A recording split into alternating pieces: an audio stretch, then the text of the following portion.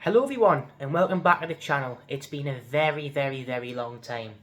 So, without further ado, first video back and me talking about what a lot of people believe to be, well, not a lot of people, but because that's the full point of the video, the most underrated band of the 1980s and possibly beyond. Now, they've got a devoted fan base. You'll know who they are now because of the video title.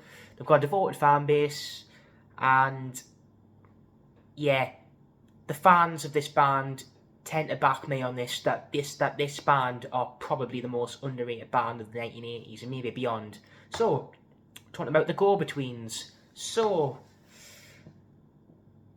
background: the Go-Betweens formed in Brisbane in Queensland in 1977. It was formed by two male singer-songwriters and guitarists. First one being Robert Forster and Grant McLennan. So, background to these two, I believe they met in college or some sort of higher education, and Robert was a guitarist and he met Grant, but Grant didn't play music back then, but they got along like a house on fire because of them love of similar music and film.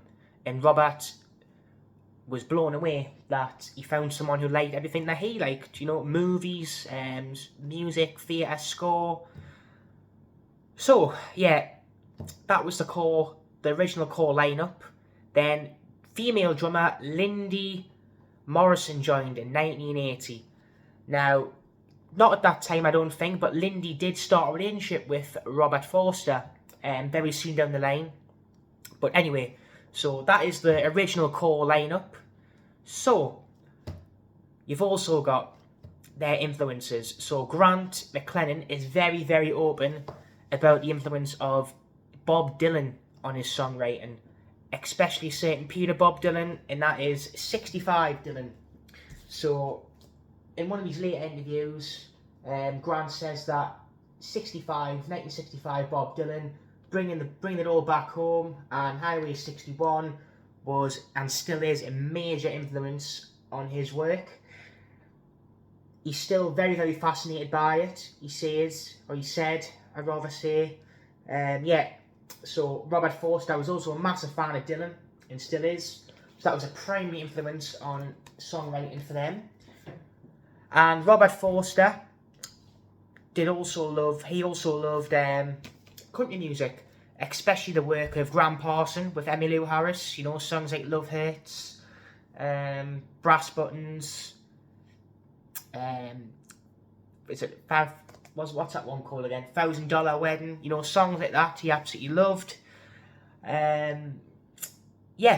So that was the primary influence. I'd say Robert Forster definitely further down the line started gaining more of a big influence from country, I will say, especially in his solo career, which we will touch on. So, without saying that, you had the first three in the first lineup of the band, and they released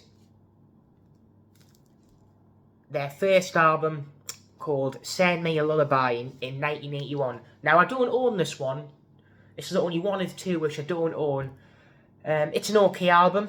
It's solid. It's nowhere near the best Go-Betweens album. It's probably the weakest out the original run.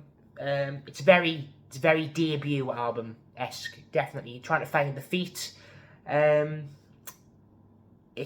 just an indie rock pop album. A couple of standouts on there. This one's primarily a Forster led album. So back onto that. As I would say, the first album, I believe it's the majority of the songs are Robert Forster. But from then on, they would split 50-50 on albums. It was Lindy Morrison's idea, apparently. Yeah, she said, why don't you split it? Morrison said, why don't you split it 50-50 with Grant? And Robert was apparently initially a bit miffed by it, but, you know, he came to his senses and said, yeah, why not? So, and the great thing about this band and the two songwriters is you can tell whose songs is who by a mile off, if you know what I mean. You know, the influences, the personalities shine through on each song, which we'll go through on certain tracks of each album. So yeah, it's like a McCartney and Lennon sort of partnership going on from this point onward. But anyway, talking about the sound of the band at this point, actually I'm going to quickly just go on to my second album, because it's a really important album in their discography, and the follow-up was 1983's Before Hollywood. So like I said earlier, this is the first album where it's 50-50 split. It's a great album cover. This is an original copy on Rough Trade, and again you can see the similarity in aesthetic, can't you, between these Dylan albums and this Go Between album. So yeah, wouldn't be surprised if that was maybe a request by the band to have this style of cover. So anyway, Before Hollywood. The sound of this album is very of the time. You know, you've got similar sound to contemporaries like the Smiths, and this will come out a year later in '84, obviously. The Smiths, and you've also got. I will say that this album, out of all the releases at the time, sound-wise, is the closest I would say to Murmur by R.E.M. Definitely not the same sounding album. Murmur's, you know, it's a sound of its own. It's that much of a unique album, and you know, spiky guitars, thick melodic bass lines, stuff like that. It's a post-punk album, indie pop, indie rock, post-punk, new wave, from that era. So Before Hollywood, huge step up. Same members, obviously, except Grant is. I forgot to mention actually. Grant started off playing bass for the band. He's on bass on this album. So, you know, I've covered the sound, and there's some great songs on here. You know, A Bad Death That Follows, a great Grant number. Same with Two Steps Out's great. Then you get Robert's first contribution, the title track, Before Hollywood, and yeah, that's a good song, and you can see, just looking at the lyrics, the difference between, you know, the right songs. You know, you've got Before Hollywood, which is obviously, like I said, a Robert song. It's a very more about love, a bit seedy, I would say. You know. The first three lines are make me last through our love.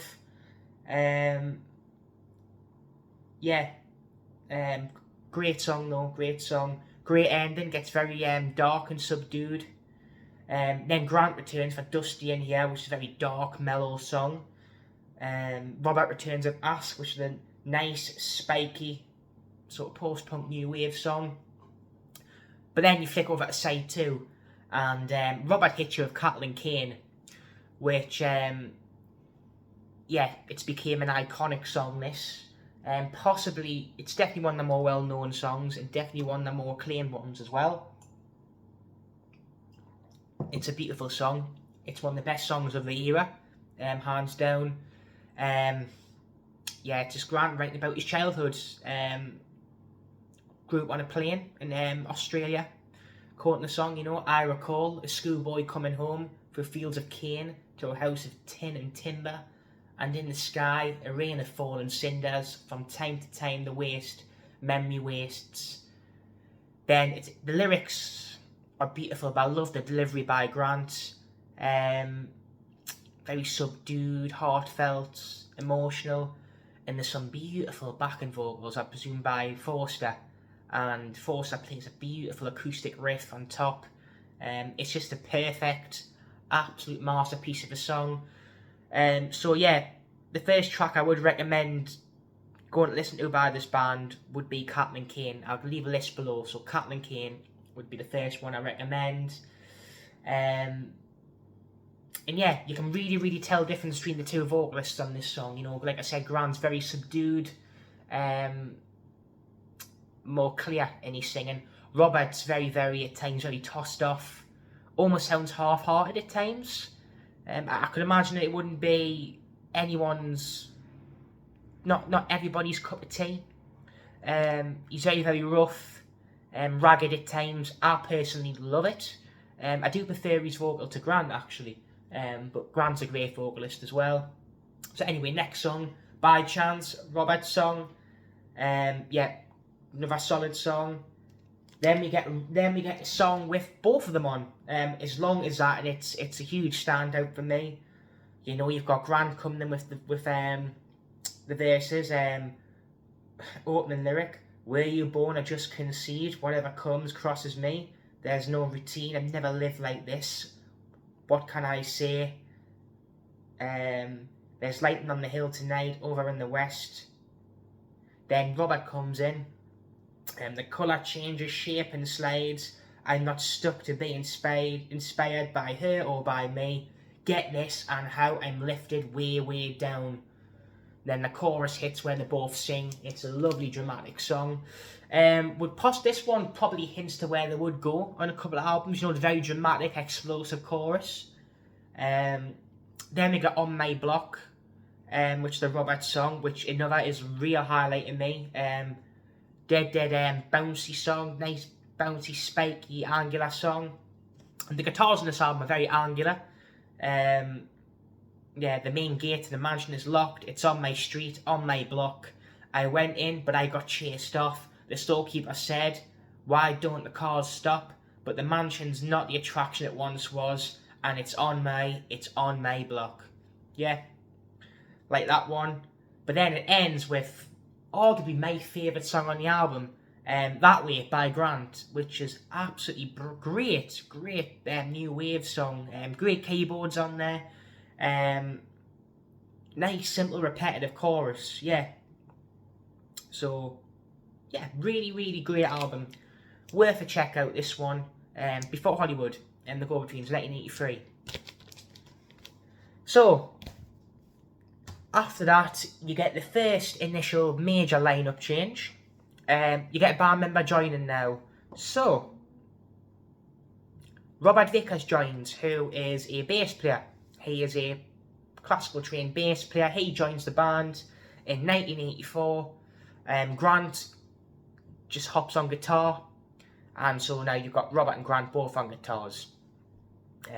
So, the next album, I Don't Own, from 1984, it's called Spring Hill Fair.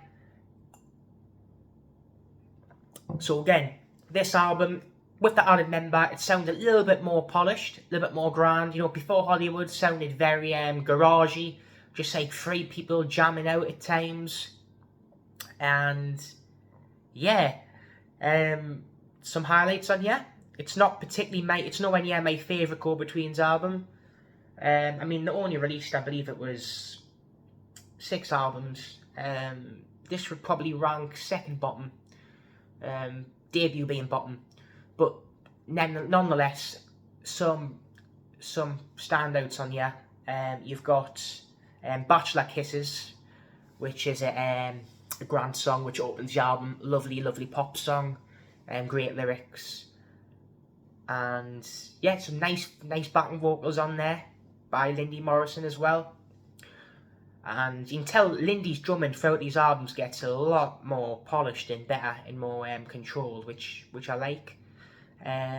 Other highlights, Part Company's great. You've also got Man or San, A Girl or Sea, which I like quite a bit as well. So yeah, they'll be the standouts to me. A bit of a transition album, I believe so. I know the band were very fond of Before Hollywood. You know, Grant called it one of the 2 definitive go-between releases.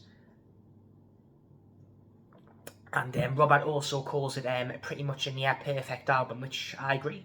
Great album. This one, not so much. Still solid. Got some good standouts on there. Let me know below if you prefer any other tracks off that album, personally. But then the band enters a bit of turmoil. So they get let go by the record label in the UK, and they get signed to I believe it is Sire.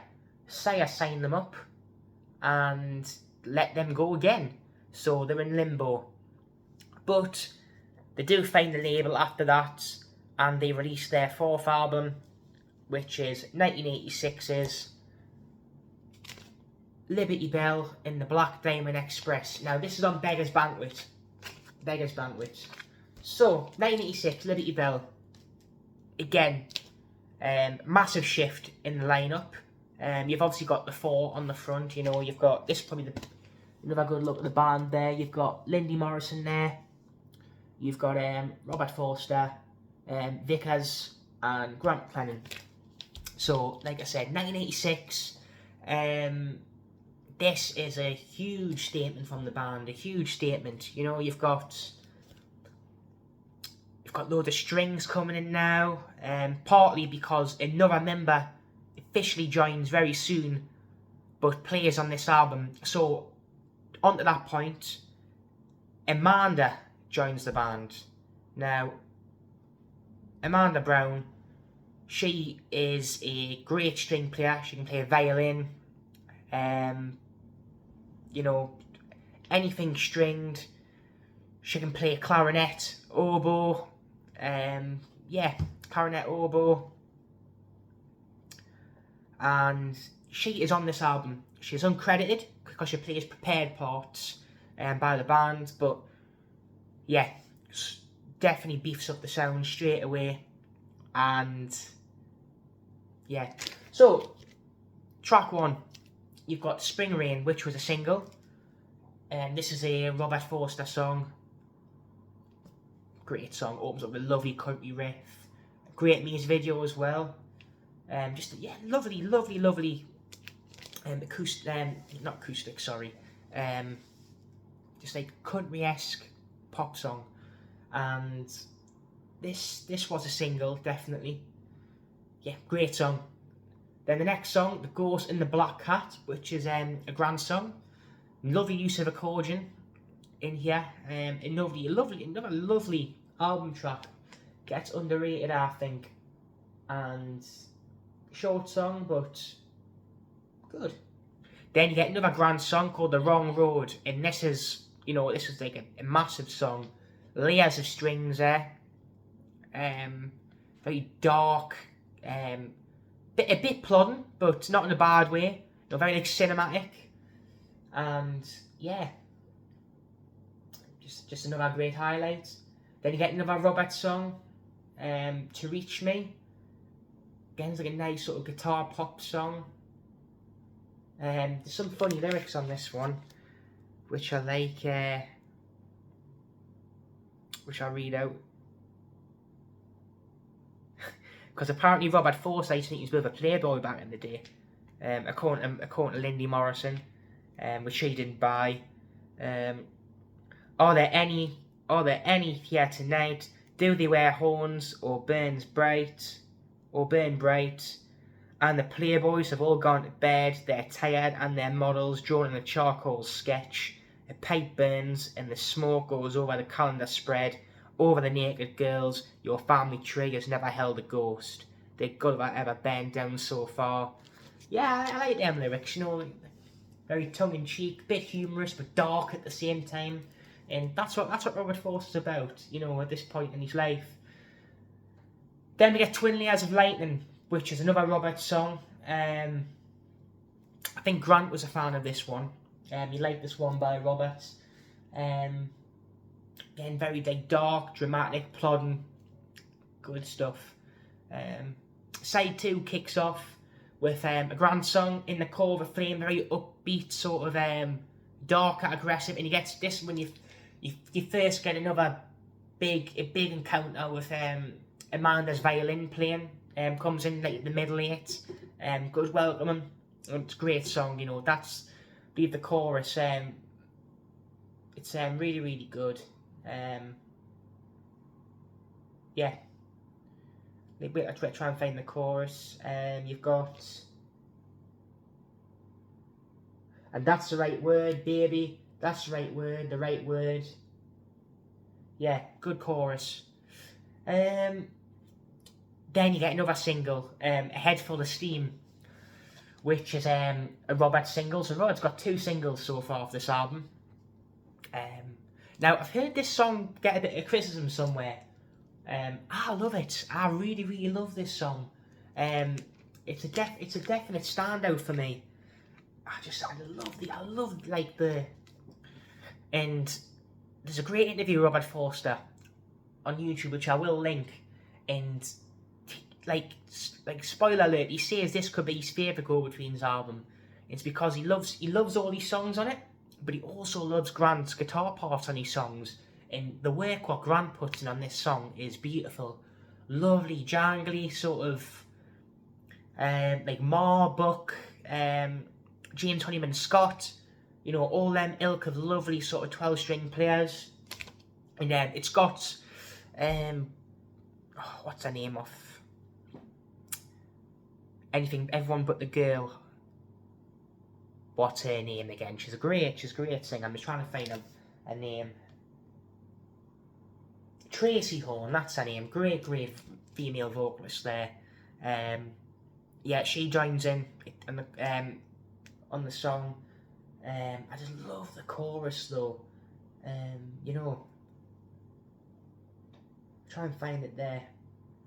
Yeah, I don't mind.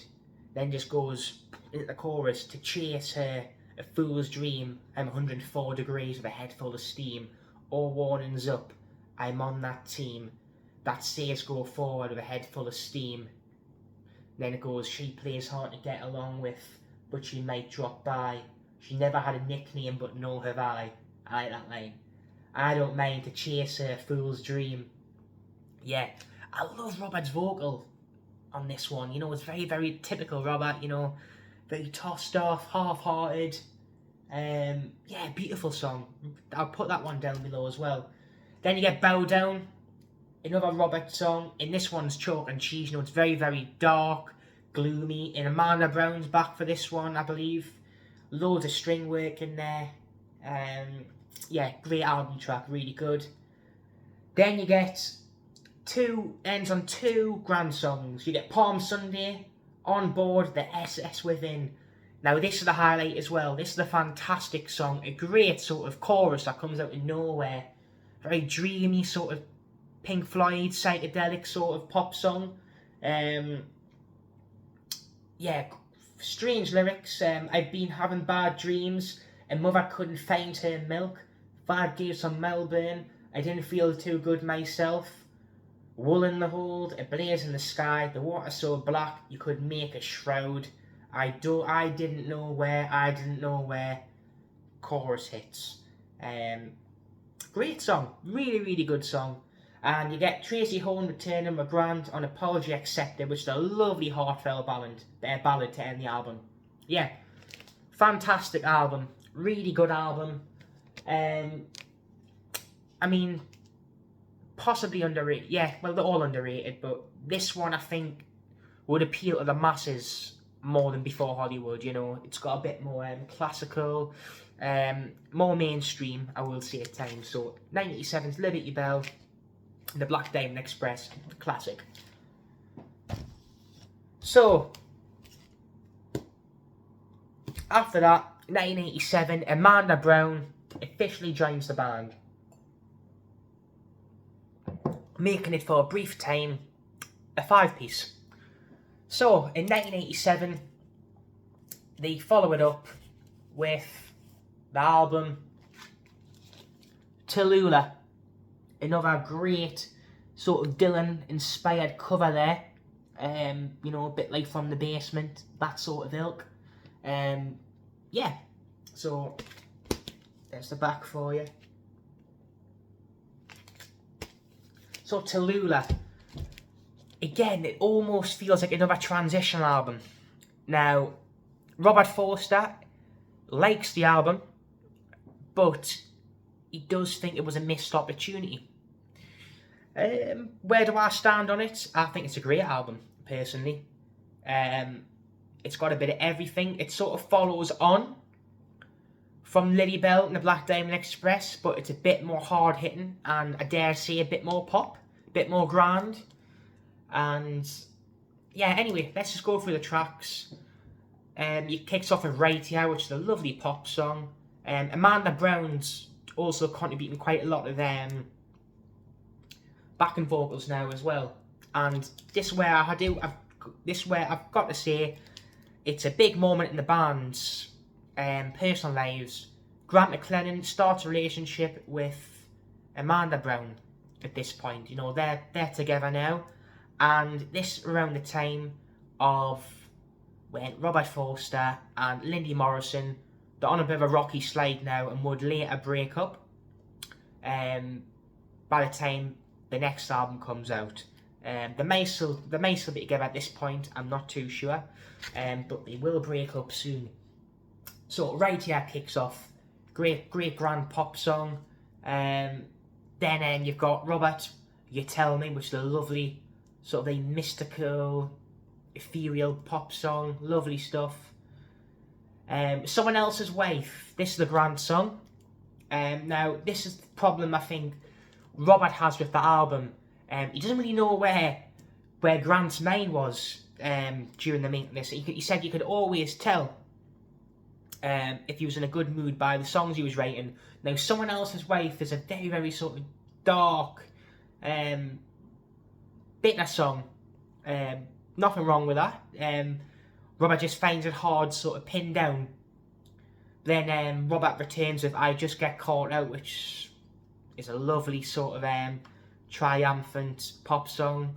I am just skipping through these albums because I will go into greater detail if I review them on the channel.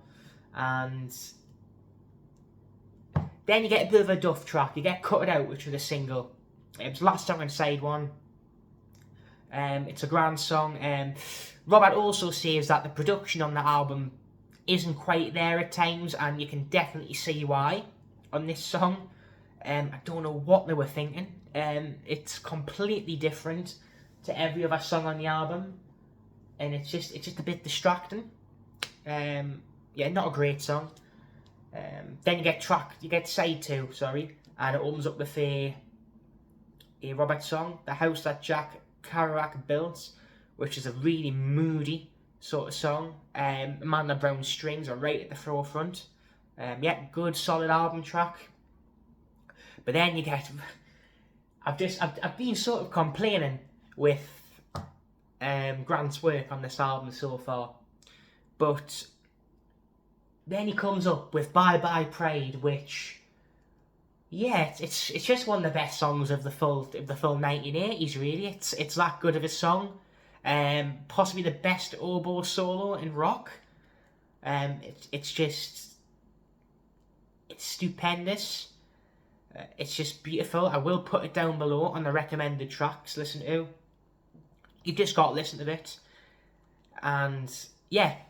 Then Robert returned with Spirit of the Vampire, which is a huge grower. I never initially liked this song, but now I love it. It's just a great song. Then Robert follows up with The Clark Sisters, which is dark and seedy as fuck. Like a lot of his best songs. Yeah, great stuff. Great stuff. A hard listen to at times. Just so weird, but good, yeah. Really good. Then it ends with Hope and Straight, which is the grand song, which is another strange song. Grant is writing a huge variety of songs on this album. I think that's why Robert doesn't quite favour it as much as the other ones, because Grant's a bit all over the place. It's got some lovely classical guitar on this, and nice vocals, great strings by Amanda Brown. Definitely makes her presence known on this album. So yeah, Tallulah, I think a really, really good album. I think Robert maybe needs to reevaluate it a bit more. Yeah, I don't know where I'd rank it. It's for another video. I might follow up by ranking these, I'm not sure. And so then, Robert Vickers, the bass player, leaves the band, and they briefly back down to a 4-piece. And, oh my god, they put out their final album, which is 16 Lovers Lane. Now, this is the famous album. This is the famous album. Yeah, so I'll give you another look at this one, because it's... I will say straight away, start out with this album, if you're going to get in the go-betweens. Definitely start out with this album. It's the most polished, straightforward album. So John Wilstead, he comes in on bass.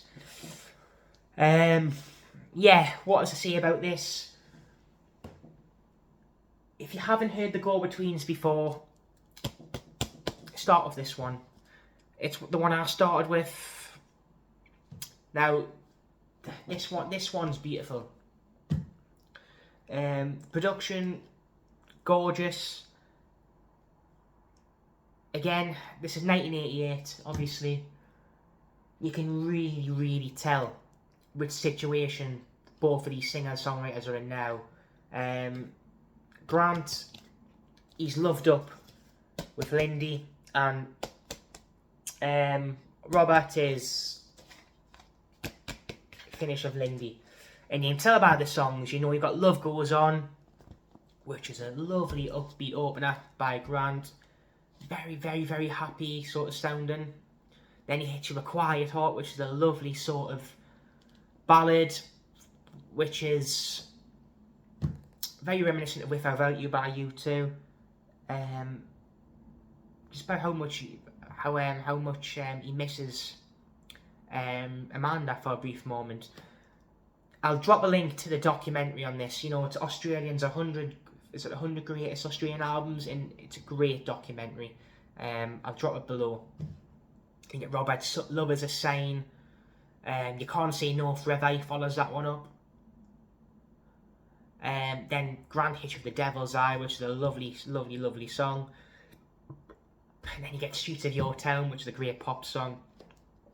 I can't really say much about this album, unless I review it deep down. My favourite on here is Clouds by Robert Forster. I just think it's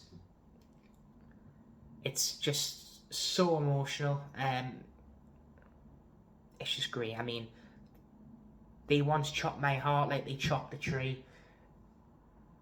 In fact, I'm having a look at. I'll read out some of the lyrics of Clouds now, because it could be my favourite love song ever. Like, I really love it that much. The clouds are here, they aren't up in the sky. I cut them with my hands and reached up high. I said to these clouds, no, am I blind? I have to say straight, and that will make me unkind, you know. They once chopped my heart the way you chopped a tree. Told to equate achievement with pain. I took their top prize and paid them back with rain. It's just, that's as good as it gets for me. Yeah, just a fantastic album. Really, really good. Yeah, the sound of this album, much more stripped, I would say. You know, very more, the 12-string acoustics plays a big part in this.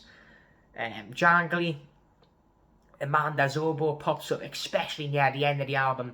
My backing vocals are throughout, but you know, from Clouds onwards, really, really, really to the forefront, and it's a beautiful end of an album. Them 3 songs, and so yeah. After that, the band break up. So there's a breakup now. There's a lot of rumoured reasons. Apparently, according to Robert, Grant gave him like a look one day, a look of in rehearsals, as if to say like, I'm not happy. Look, like something's really, really pissed me off. So they went to Robert. Grant said, look, Robert, I need to speak to you after practice. Just me and you. I meet at the cafe or the bar. And they met up, and Grant said, look, I want to leave the band. But apparently Robert turned around and said, well, so do I. I want to leave the band as well. So it was natural. They could see it coming. Now, apparently, there's rumours that they split up because they want to work with other people or solo.